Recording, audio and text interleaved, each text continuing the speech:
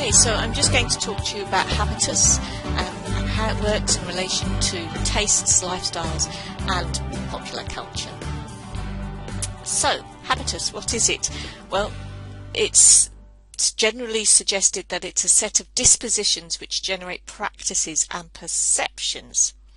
So a set of dispositions, characteristics, how we tend to behave, that then generate what we do and how we perceive things around us, ourselves and others.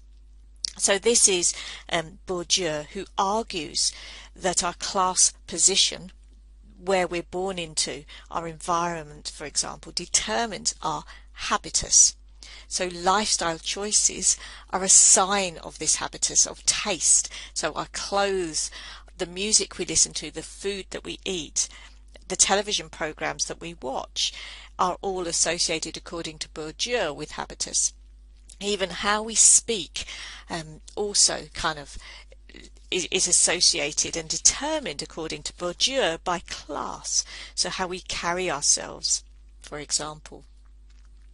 So habitus informs the following. So the types of capital that Bourdieu highlights. So economic is associated with money, the kind of cash that you have to spend on things. The cultural is the knowledge, the tastes, the cultural dispositions.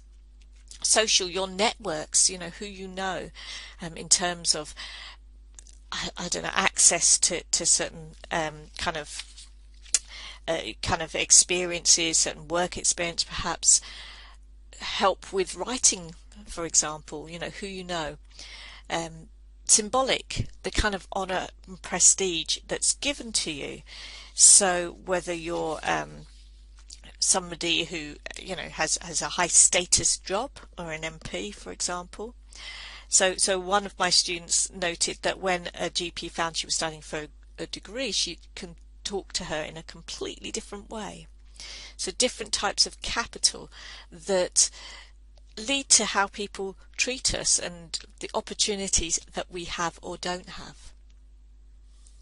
So this links also to consumption, and that we're identified by what we consume. So different social groups have distinctive practices. So for example, you can look at the different newspapers that people read, and we all make assumptions about readers of different newspapers, correctly or incorrectly.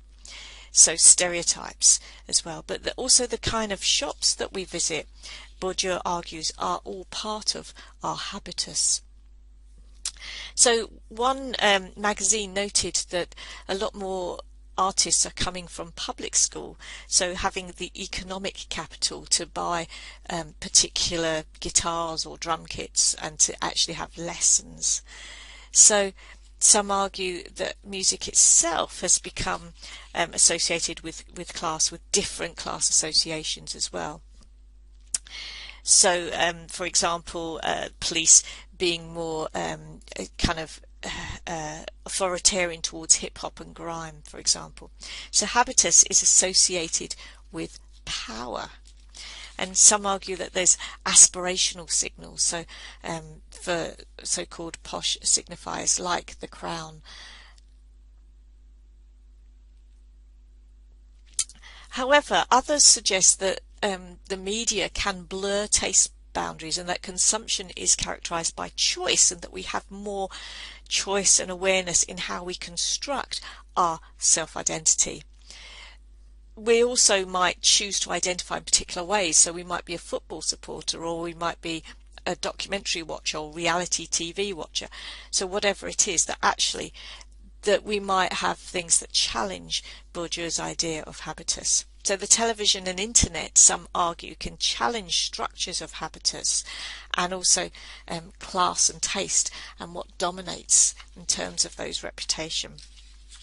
Another idea that I'm interested in is this idea of age and taste, because taste might change over time, and it could narrow as one ages.